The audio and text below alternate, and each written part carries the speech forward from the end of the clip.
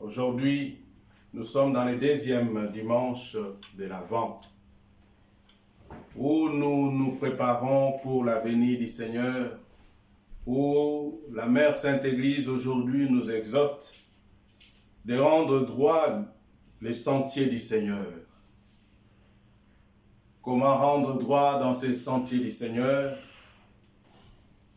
Pour l'épître de Saint Pierre, dans chapitre 1, verset 8 à 38 aujourd'hui, nous exhorte de se réveiller et de nous préparer pour l'avènement du Seigneur.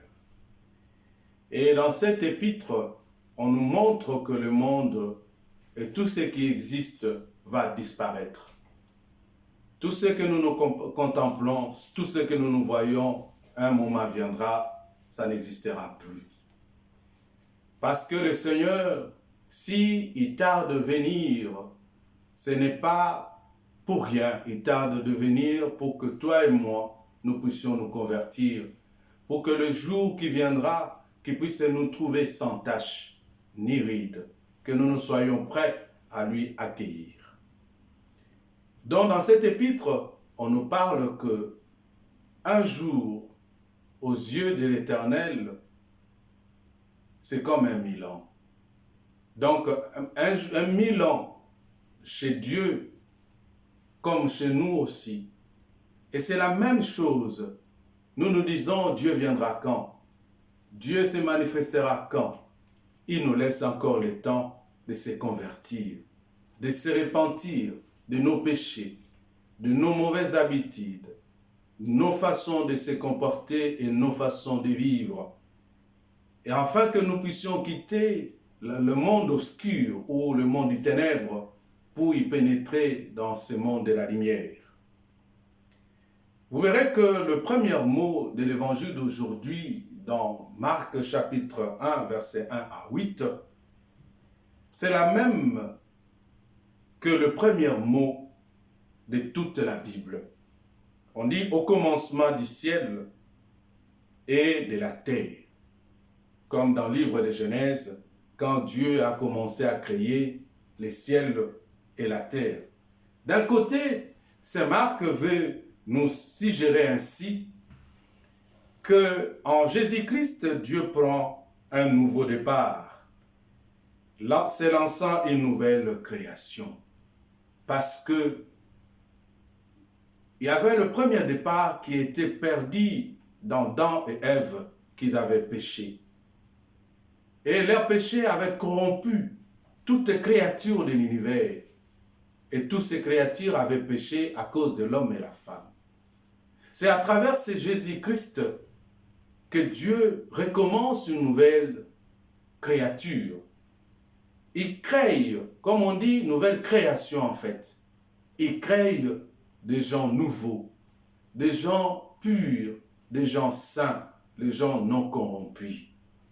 Non corrompus par le péché. Pourquoi? Parce que nous aussi, des fois, ça nous arrive parfois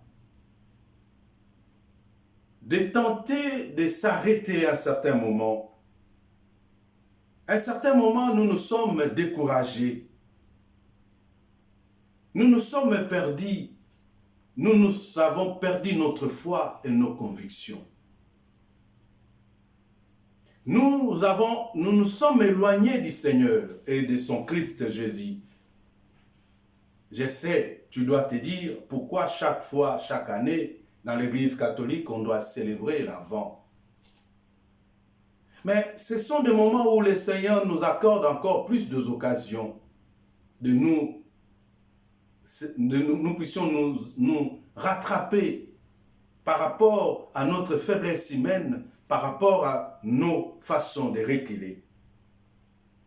Cet moment d'Avent commence, nous offre à chacun de nous un moment de repentir. Nous offre encore une occasion, ranimer en nous une flamme de l'espérance.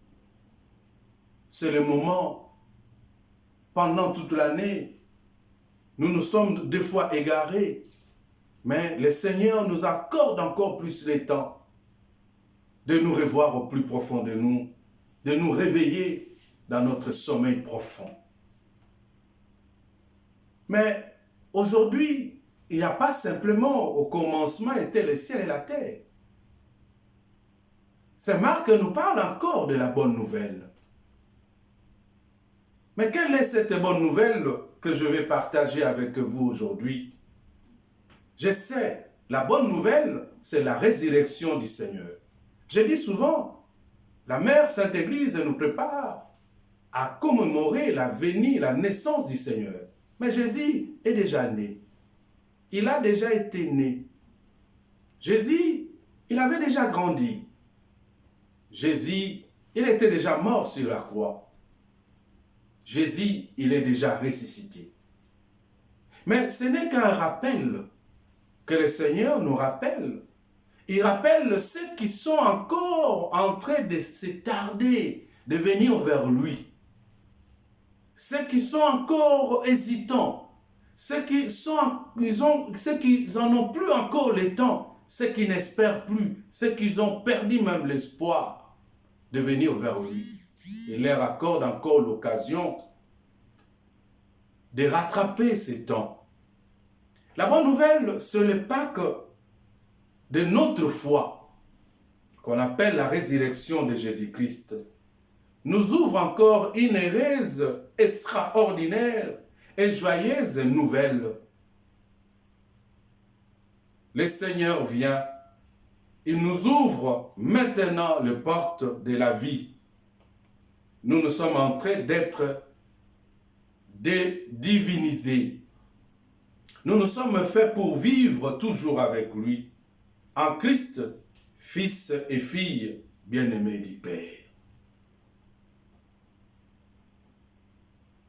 Ce n'est que lui seul qui peut nous ouvrir cette porte et ce n'est que lui seul qui nous accorde cette occasion.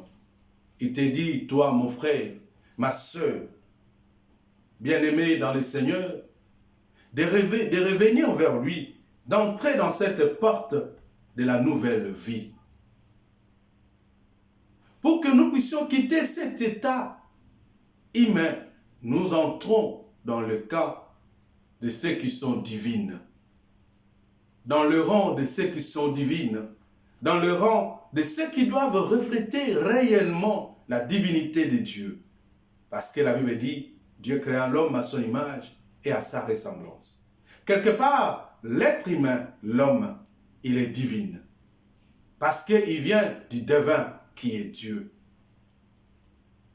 Mais c'est grâce à Jean-Baptiste aujourd'hui qui nous dit et nous prépare et veut aussi nous rappeler comment cette bonne nouvelle peuvent avoir place dans notre vie, peuvent demeurer éternellement et nous accompagner tout au long de notre temps. Jean-Baptiste veut nous montrer aujourd'hui que nous ne devons pas toujours attendre passivement que Dieu vienne. Parce que nous attendons, ce n'est pas demain, ce n'est pas après-demain. Parce que Jésus lui-même dit, ni moi, ni les anges, personne ne connaît ni le temps, ni le jour, ni l'heure. Mais le moment viendra, c'est le Père, il connaît ce temps. Ce que nous attendons, ceux qui sont partis avant nous, tant mieux. Mais nous qui sommes encore vivants, nous respirons, nous attendons toujours la venue du Seigneur. Mais cette attente de la venue du Seigneur, comment nous devons le vivre? Jean-Baptiste nous dit, préparez la route au Seigneur, tracez droit dans des terres rides, une route pour notre Dieu, que tout navire soit comblé, et toute montagne, toute colline abaissée, que les escarpements s'échangent en plaine et les sommets de larges vallées. Alors, c'est la révélation de la gloire du Seigneur, et tout être de chair verra que la bouche du Seigneur en parle. Ésaïe chapitre 40, versets 5 à 9, en ajoutant 11. Jean-Baptiste nous dit que nous devons nous préparer la route pour le Seigneur. La route du Seigneur, ce n'est pas la route asphaltée que nous voyons, que nous roulons avec nos voitures. Ce n'est pas par là que nous marchons. La route que Jean-Baptiste veut nous parler aujourd'hui, c'est ton cœur, mon frère. C'est ton cœur, ma soeur. C'est ton cœur bien-aimé dans le Seigneur. Le cœur que je te parle, ce n'est pas le cœur qui bat. Qu'aujourd'hui, avec la nouvelle technologie, on peut changer ses cœurs. Mais je te parle le cœur de ton âme. Là où demeure Dieu, dans ses vrais temples, il dit, nous devons tracer cette route, préparer cette route. C'est-à-dire, préparer cette route en traçant droit dans la terre aride. Quand on dit terre aride, c'est là où la terre où il n'y a pas la vie. Cette terre, c'est ton âme, qu'il n'y a plus la vie. Et tu dois le tracer, tu dois le préparer, tu dois arranger pour que cette route puisse avoir une vie qui soit prête à accueillir notre Seigneur Dieu. Toutes les ravins, ce sont des soucis, des chocs que tu as reçus dans la vie, la déception, les échecs que tu as vécus, ça a créé des ravins tout autour de ton âme. Et tu as perdu l'espoir. Des fois, tu as décidé, le fait que tu as été décidé, tu as dit, tu ne m'aimeras plus. Le fait que tu as été décidé par quelqu'un, tu ne fais plus confiance aux gens. Le fait que tu as été maltraité de foi, tu as peur de tout le monde. Et le Seigneur dit, tout ça, ça doit être comblé. Et ces ravins de foi, ça a été créé à cause de nos péchés. Il y a eu aussi des collines. Les collines, nous avons créé des barrières dans notre vie. Et ces barrières, pour que ceux qui sont de l'autre côté, qui ne puissent pas avoir l'occasion de nous voir.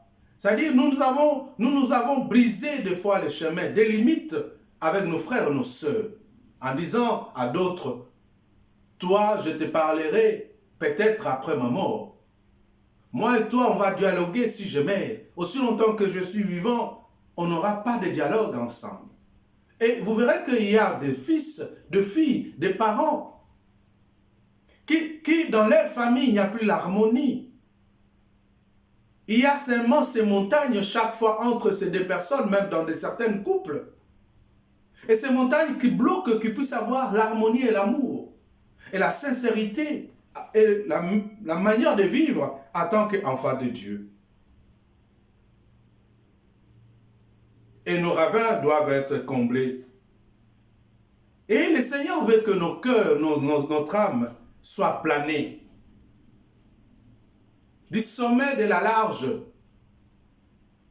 Et ça doit être plané pour que, quand même vous qui roulez dans vos voitures, lorsque la route n'est pas bien faite, vous aurez du mal à rouler. C'est comme ça aussi quand l'Esprit de Dieu viendra. Où l'Esprit de Dieu habite en nous, il est empêché d'évoluer, de grandir au fond de nous. Parce que notre âme, il y a des montagnes, il y a des ravins, il y a des trous. Que sais-je encore? Alors, dans cette manière, si notre vie arrive à se transformer, le Seigneur va manifester sa gloire et le monde entier verra que Dieu parle en nous. Parce qu'il vivra, c'est Dieu, par rapport à la manière dont nous nous sommes transformés. Bien-aimés, chaque année, on nous invite à cette conversion du cœur. Dans les églises là où nous allons, on nous prêche, repentez-vous, car le royaume des cieux est proche. La repentance, c'est cette conversion de notre cœur. Notre cœur, je reviens toujours, je vous dis, pas le cœur qui bat. La conversion de notre âme. Parce que le jour du jugement, le Seigneur ne jugera pas notre chair. Il ne jugera pas notre cœur qui bat. il jugera notre âme. Et vous verrez que tout le plaisir que vous avez, tous les bons sentiments que vous avez, toutes ces joies que vous avez, c'est votre âme qui trouve ce plaisir. C'est votre âme qui arrive des fois à vous faire habiller n'importe comment. C'est lui qui trouve tous ces plaisirs. C'est votre âme qui pêche. C'est votre âme qui commet des actes horribles. Mais c'est cette âme-là que le Seigneur nous demande de nous convertir. Mais comment nous pouvons nous convertir? Pour convertir, il faut avoir cette connaissance de moyens qu'on appelle la reprise de la méditation biblique. Ce n'est qu'en se donnant, toi qui es déjà chrétien, qui as reçu Jésus-Christ en tant que Seigneur et Sauveur, en reprenant tes anciennes habitudes, en méditant la parole de Dieu, ça va te permettre à évoluer dans ta spiritualité et de ne plus retomber dans le péché. Parce que la Bible dit, mes peuples périssent par manque de connaissances. En se retournant dans le chemin de la prière, parce que la prière, c'est ça, l'huile qui fait brûler notre lampe devant Dieu. Nous devons plus nous approfondir, plus long que possible dans le partage avec les demi-nus et recevoir le sacrement de la réconciliation avec nos frères et nos sœurs et avec Dieu qui nous a créés. La venue du Seigneur se prépare d'abord en nous, cherchant en enlevant de nos vies tout ce qui n'est pas de Dieu. Apprenez à ne plus juger, apprenez à ne plus condamner, apprenez à ne plus mépriser vos frères et vos sœurs. Apprenez à sortir dans votre vie des rancines. Frères, bien-aimés dans le Seigneur, même si ces actions sont mauvaises, oui, mais nous sommes capables d'abandonner cela. Parce que nous nous disons, les autres sont tellement mauvais, sont tellement méchants vis-à-vis de nous, et c'est pour cela que nous ne devons pas être en harmonie avec eux. Es-tu parfait? Ou es-tu parfaite? Parce que la Bible dit, nul n'est saint, nul n'est parfait dans ce monde, sauf le Fils de l'homme, qui est le Christ lui-même. Dans ta vie, tu n'as jamais péché, tu n'as jamais commis des erreurs, tu n'as jamais fait quelque chose de mal pour arriver à condamner ton frère ou ta soeur ou ton voisin. La Bible dit, avant d'enlever une paille dans les yeux de l'autre, tu dois d'abord regarder dans tes propres yeux. Nous devons enfin rejeter. En nous, rejetterions aussi à Dieu qui est en lui. Déchirons cette voile de mensonges qui habite en nous. Cette voile de mensonges qui ensombrit nos jours. Nous devons abandonner cet aspect d'idiotie qui nous prenne la place de Dieu.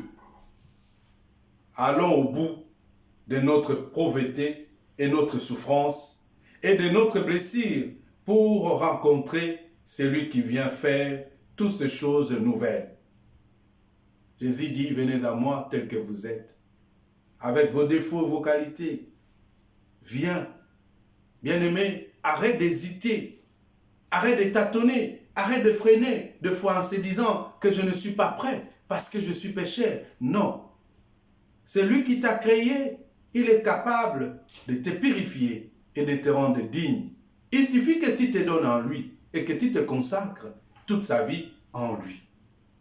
Et c'est lui, là, il arrive à nous donner ces dons de la gloire, cet don de la révélation. Cet don d'une grande valeur inestimable. C'est lui seul qui arrive à nous façonner à un ciel nouveau, une telle nouvelle, résidera de la justice. C'est lui seul qui peut façonner ces choses. C'est lui seul qui peut nous donner tous ces bonheurs. C'est lui seul qui peut nous donner cette joie que nous n'en avons pas dans ce monde. La Bible dit, à quoi ça sert de gagner ce monde et perdre ton âme? En plus que par cette parole, Jean-Baptiste peut nous aider par tout ce qui est. Il nous attire. Il attira la foule dans le même principe. Il aurait aisément pu jouer au Messie. Il avait tout pour briller, pour incarner les personnages dont rêvaient ses contemporains. Il s'est obstiné et préféré le courage de l'ombre de la nuit, la mort dans l'oubli de soi et l'oubliette d'Hérode. Il a su survivre en profondeur de sa mission, sans chercher. Il n'a été qu'un voix qui crie pour tracer le chemin à une autre. Jean l'a fait. Il s'est éloigné de tous ces plaisirs de ce monde. Il s'est habillé avec le peau d'animaux. Il mangeait que des sauterelles. Mais il aurait aussi mérité d'être Messie. Mais il n'était pas venu pour lui, mais il était venu préparer le chemin pour le Seigneur. Donc, quelque part, toi aussi, tu es capable de préparer ton cœur pour le Seigneur, de préparer ta vie pour le Seigneur. Et tu es capable aussi d'arrêter de vivre pour toi, d'accepter de vivre pour une autre qui est le Seigneur, aussi pour ton frère, pour ta soeur, pour ta famille, pour ta bien-aimée.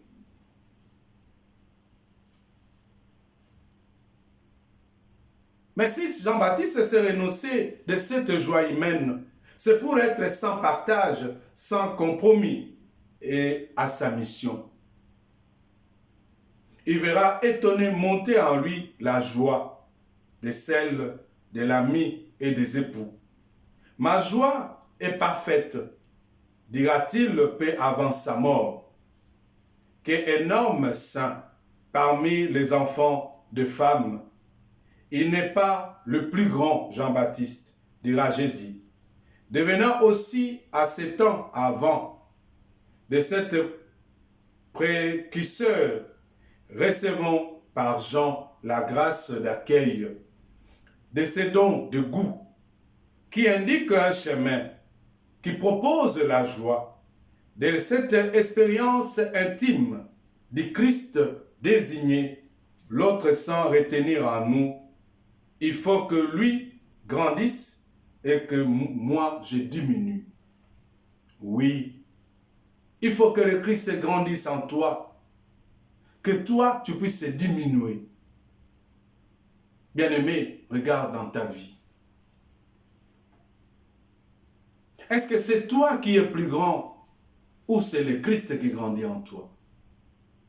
Je me suis souvent posé cette question, surtout quand les hommes de Dieu organisent des moments d'évangélisation ou de campagne. Si vous regardez dans leurs effigies qu'ils mettent pour leur publicité, vous verrez que ce sont les images des hommes de Dieu qui est tellement plus grand. Mais je me suis toujours posé la question, où est la place du Christ?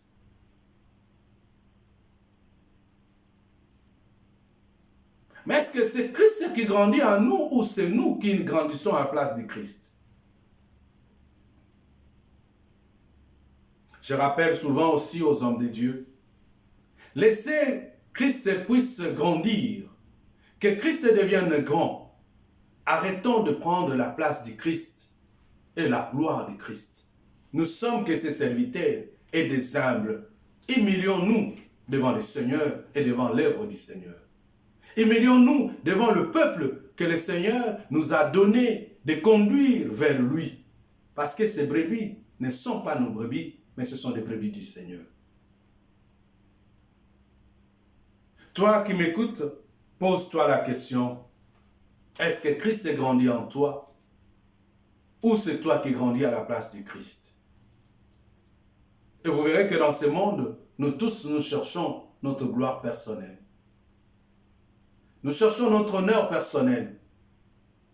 Mais as-tu déjà pris le temps pour chercher l'honneur du Christ dans ta vie, en disant, je vivrai pour que Christ règne en moi, et non pas moi que je puisse régner à la place du Christ. Prends aussi cette occasion de se diminuer, de laisser tes frères aussi grandir, de laisser tes frères et sœurs de puissent aussi exceller dans cette vie pour l'amour de Christ que tu portes. Mais tu dois aussi te poser ta question, étant qu'un homme de Dieu ou enfant de Dieu, quelle est ta mission? Vous verrez que ma majorité, ils arrivent à faillir dans leur mission parce qu'ils ne jouent pas leur rôle comme ils devaient jouer. Pourquoi? Parce que lorsque le peu de temps que les gens viennent vers lui et il se retrouve dans cette ambiance, cette gloire, il oublie sa mission. Mais Jean-Baptiste nous a donné cette preuve. Il s'est privé de toute cette gloire de ce monde pour qu'il ne puisse pas échouer dans sa mission. Ta mission, tu étais venu sur cette terre faire la volonté de Dieu afin tu dois retourner auprès de lui. Mais ne laissez pas ce monde puisse te corrompre. Ne laissez pas ces désirs et ces plaisirs de cette terre puissent te détruire. De peur qu'à la fin du temps, tu puisses manquer au banquet céleste. Ceux qui ont les oreilles, qu'ils entendent, ceux qui ont le cœur, qui les gardent, ceux qui ont la volonté, qui les mettent en pratique. Mettons-nous debout pour rendre grâce à Dieu.